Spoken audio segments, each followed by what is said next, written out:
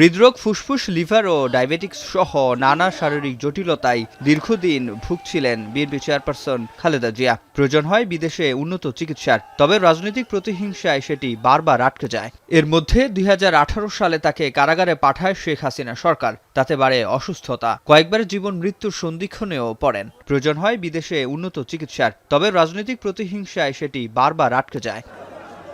বাধ্য হয়ে ২০২১ সালে তার প্রথম অপারেশন দেশেই করা হয়। তারপর ২০২২ থেকে ২০২৪-এর প্রথমার্ধের বেশিরভাগ সময় কাটে হাসপাতালের বিছানায়। টানা ৫ মাস ২ দিন হাসপাতালে থাকতে হয় ২০২৩ সালে। ৫ আগস্টের পট পরিবর্তনের পর আবার জোর দাবি ওঠে তার বিদেশ যাত্রা নিয়ে। কয়েক দফা তারিখ ঠিক হলেও বেগম জিয়ার শারীরিক অবস্থা বিবেচনায় সেটি পেছানো হয়। অবশেষে রোববার খালেদা জিয়ার সাথে বিএনপি স্থায়ী কমিটির সদস্যদের সাক্ষাৎ শেষে আনুষ্ঠানিকভাবে জানানো হয় তারিখ। সোমবার বিএনপি স্থায়ী কমিটির সদস্য ও খালেদা জিয়ার দীর্ঘদিন চিকিৎসার দায়িত্বে থাকা ডাক্তার এজেড জাহিদ হোসেন বেগম জিয়ার শারীরিক অবস্থার খোঁজ নিয়ে সেটি আরও স্পষ্ট করেন। বলেন, ৭ জানুয়ারি চিকিৎসার জন্য লন্ডনে যাবেন বেগম জিয়া, যার জন্য বিশেষ অ্যাম্বুলেন্স আসবে কাতার থেকে।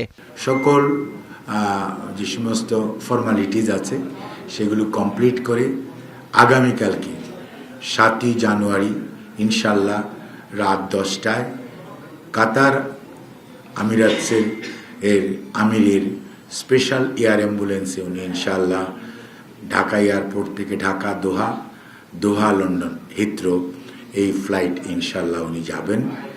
এবং ওনার সাথে মেডিকেল বোর্ডের 6 জন সদস্য, ওনার ব্যক্তিগত কর্মকর্তা, ওনার যে কেয়ার গিভার, ওনারা থাকবেন। আর এয়ার অ্যাম্বুলেন্সের যে চিকিৎসা দেওয়ার জন্য কাতার আমির রয়্যাল এয়ার অ্যাম্বুলেন্স যেটা, ওটার 4 জন চিকিৎসক এবং তাদের চিকিৎসকদের সহকারী, অর্থাৎ এটি বলে প্যারামেডিক্স, ওনারা থাকবেন। শুধু চিকিৎসা নয়, সে সুযোগে লন্ডন এয়ারপোর্টে মাকে 8 বছর পর কাছে পাবেন তারেক রহমান। বরণ করবেন সহপরিবারে।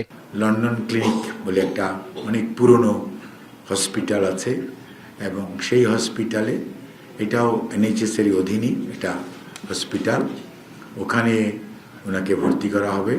উনি এয়ারপোর্ট থেকে সরাসরি ওখানে যাবেন।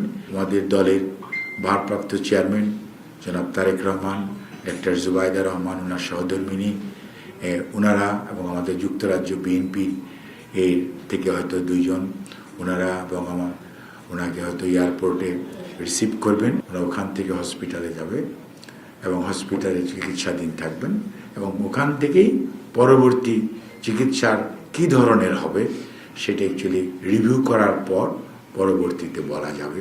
গণমাধ্যম কর্মীদের ধন্যবাদ জানিয়ে নিজের শারীরিক সুস্থতার জন্য দেশবাসীর কাছে বেগম জিয়া দোয়া চেয়েছেন বলে জানান ডক্টর জাহিদ। সিফাত শাহরিয়ার, এখন, ঢাকা। পরামর্শ দিয়েছে।